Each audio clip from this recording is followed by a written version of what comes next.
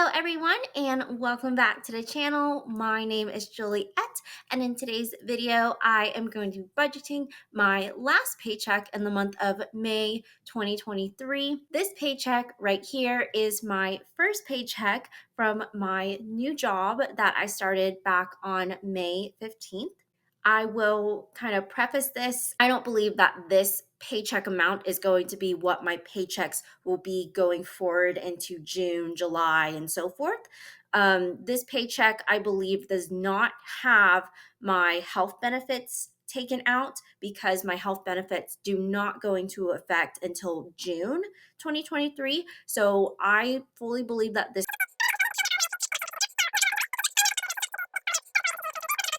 we're going to be budgeting this into June 2023. We will definitely be able to get everything funded, and we will also be able to get some other things funded as well, maybe get a little ahead on goals and so forth.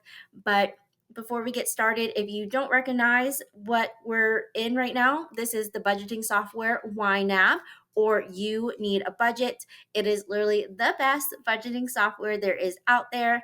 And I have completely transformed my view on finances thanks to YNAB. I have a lot of clarity and confidence in my finances, my financial decisions. Now, this budget here, for those who are new, I do share a budget and all finances with my husband. We got married in April 2023, and so we combined finances. So I'm not just budgeting my expenses, but also my husband's expenses and things that we share, such as, bills and mortgage and so forth. Let's go ahead and start budgeting. So we're again in June 2023 at this point. We have $1,713.09 underfunded. So let's go ahead and start budgeting. So what we have remaining from our last budget with me, where we budgeted my husband's last paycheck in the month of May, is we still need to fund the roof. So my husband and I have decided that this is a non-negotiable item. We will eventually need to have a roof replaced on our house. Our house was built in 2014. So we expect the roof to need to be replaced by 2034 at the latest, if hopefully nothing bad happens before then. But that is $156.25 a month, so we can get to that $20,000 goal that I've set up so far. And then we have all of my spending, my personal spending.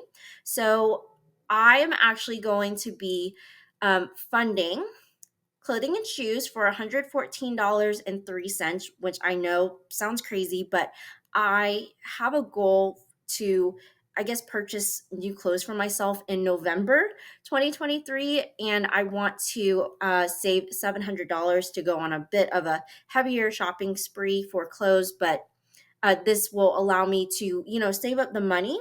And if for some reason I don't spend $700 on clothes or just decide to totally not spend money on clothes, then I will have, $700 to do what I want with. So that is why it's so high, but it's not like I'm spending this all like today. Food and drink will get $50. And then work lunches is new. So work lunches will get $32. I have more diverse food options at my new job, and the food is about $8 a meal. So I can't get a lunch every single time I go into office because I am trying to go in 3 times a week, but I can, if I want to, treat myself once a week to a work lunch. And I've decided that $32 would be enough if I do every single Wednesday of the month, and in June there's 4 Wednesdays. So $32 will go there. And then nails. So I've decided to splurge a little bit and actually get my nails done on a regular basis. So my nails, it's not because I can't grow out my nails.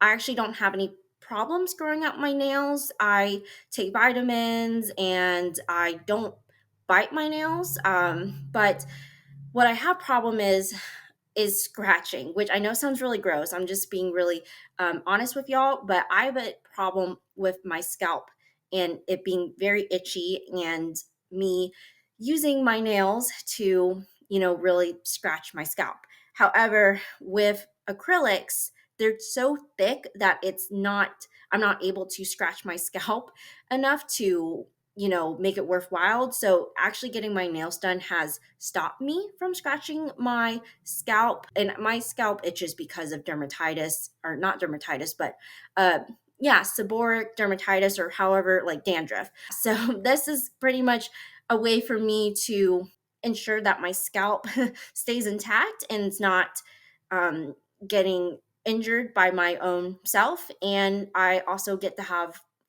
nice looking hands. So it's a win win. It is pretty pricey. I think it's okay for now. I don't know how long I'll keep this up with, but I've decided for now that I really do want to get my nails done every 2 to 3 weeks. Well, haircut will get $40.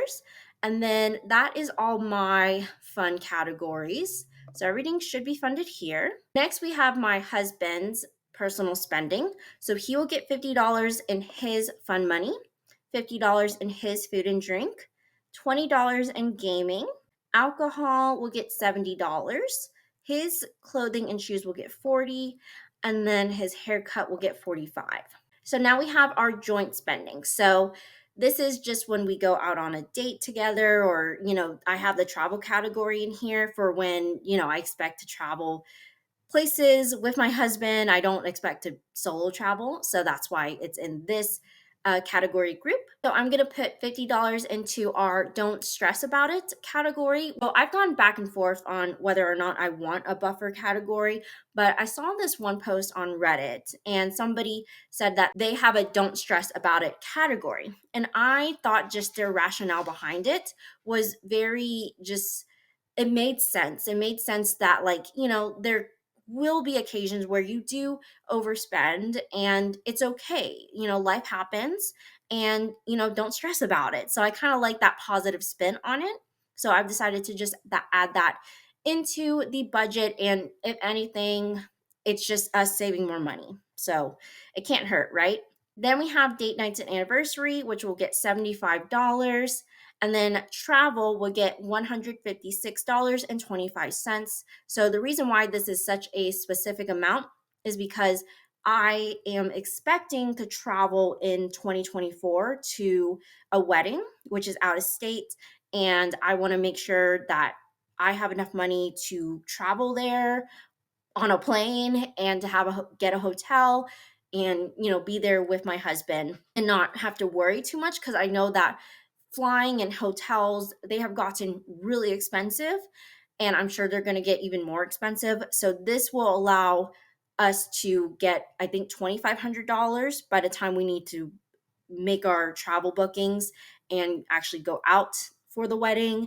And hopefully we won't have to stress too much on, going out there for this wedding, which will be a wedding for one of my friends from college, and I really don't want to miss out on it. And then holidays. So we have Valentine's Day for $18.18, Easter for $9.09, Mother's Day for $16.67, 4th of July for $25, and then Christmas for $111.11. We have birthdays and gift giving. So I am already starting to fund for wedding gifts. I know for sure that I will probably be going to 2 weddings, one in 2023 in November and one in 2024. That's the one that I would be traveling for. And I just want to go ahead and save up for their wedding gifts so that I can get them, something nice and something, up to $200 each. The G&E wedding gift, that will be our 2024 wedding. That will get $13.34. And then the V and J wedding, that's in November 2023, and they will get $35. Then we have these birthdays. So K is for my twin sister. She'll get $18.75. My birthday will get $33.34, and so will my husband. And then miscellaneous gifts. This is just like gifts that we, I guess, weren't expecting to give or don't have like a specific plan behind, or maybe it's just a birthday that comes up and we just want to send some money over. That's what this miscellaneous category is for. So that will get $75 for a grand total of $208.77. And then we have CPA. So I do want to continue getting my taxes filed with my husband with a CPA since I don't know tax code. So $36.37 will go here because we need $400 for once in a blue moon. This is for things that, don't happen that very often. So driver's license renewal is good. Passport renewal, we need $7.77, and tech replacement will need $50. And then last but not least, we need to fund 2023 taxes. We're building this up again because I've decided to take the money from taxes, put it towards one of our deductible categories so we can have all of our deductibles fully funded. So that just means we have to fund this up, but we have until like February 2024 to get to that $3,800 savings balance. And I honestly do not think I'll owe that much on taxes, but I just rather be safer than sorry in case I just happen to owe a lot of taxes from selling my blog back in January 2023. I will get $146.60. This is awesome. I don't think I probably have, but we just have a lot left and ready to assign, which is very exciting. We're fully funded for June 2023, so we can really decide what we want to do with this money now. So what I need to do first is I need to go back into May 2023 and fix that overspending. The overspending was in my food and drink category because I got Chipotle with a friend today, actually, and I didn't have enough in this category initially. So I need to add $3.23 because this is telling me that, well, what is the upcoming transaction? What is the upcoming transaction? Oh, it's a work lunch. Oh, interesting. Well, wouldn't it go?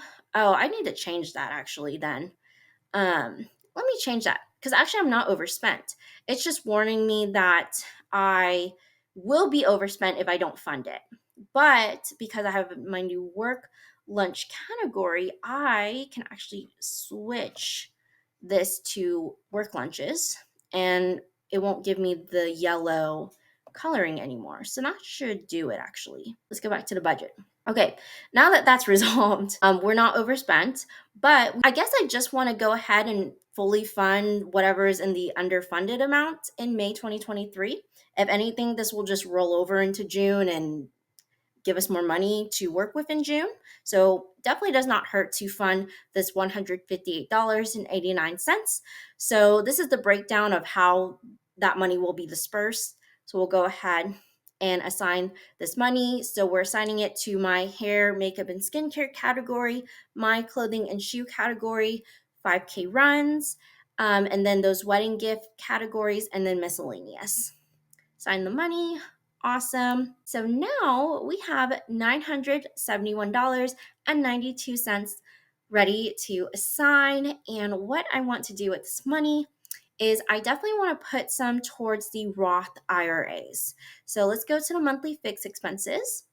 And what I want to do is I want to just go ahead and put 15% of this amount, this ready to assign amount. Okay, so that will get us to $155.79 available. I kind of just want to make this a pretty number so it can be like 160. I will just add $4.21. Yeah, awesome. I can do mental math. I know we probably won't max out the Roth IRAs this year, but something is better than nothing, in my opinion. And I am going to take the 401k match at my new company, which is a 6% match. And I'm taking the full 6%. That pretty much means I will get double the money in my 401k each pay period, which is awesome. And that is again something I can contribute to retirement and hopefully, build wealth on top of that.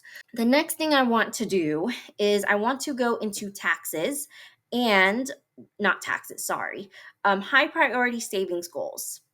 And I won't actually flip into June. We're so close to June anyways, it doesn't really matter too much, but I want to get this up to, let's get this up to $2,800. So we're gonna do 100 70 $72.80. Awesome. Okay. Well, now that we're there, we could get this to 3,000. Let's just go ahead and make it 3,000. We'll add $200 more there. Cool. So now we have $800 left to go. What are we going to do with the rest of this money? What we could do is actually get some of these yearly subscriptions funded, which I know sounds kind of strange, but my yearly subscriptions, they're not the amounts that I fund on a monthly basis are kind of weird because when I did a fresh start, when my husband and I combined our money together, we basically started fresh on our yearly subscriptions. So it was kind of it just a little off from what we truly should be funding on a monthly basis is if we were truly on track.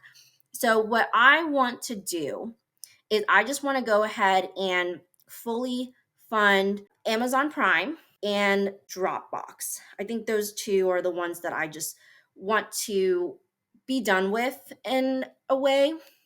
So we need $95.47. So $95.47.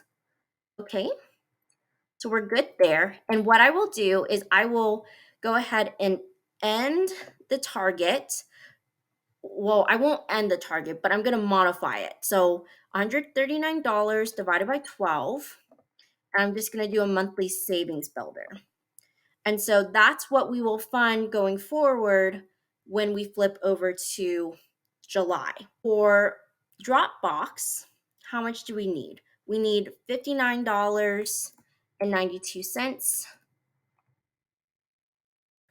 There we go. And then what I will do here is again, I will make this a monthly savings builder and I'll just divide this by 12. So we will now fund $9.99 going forward. And then if I flip over into July, you can see that change as well. One thing I do want to go ahead and fund is we're going to have a medical bill come out, I'm predicting, for my husband's physical exam that he's having at the end of June. So I actually need to put $234.79 here because that is what my medical bill was when I got my annual physical exam. So I'm going to expect his bill to be the same amount. So we're going to go ahead and fund that. And now we have $58.94 ready to assign. And the rest of this money, could we potentially just fill up all the yearly subscriptions in July? Yeah, we could. Cool. And then what else can we do? We could do the emissions and tag renewal. And then could we also do eye doctors? We could. Okay.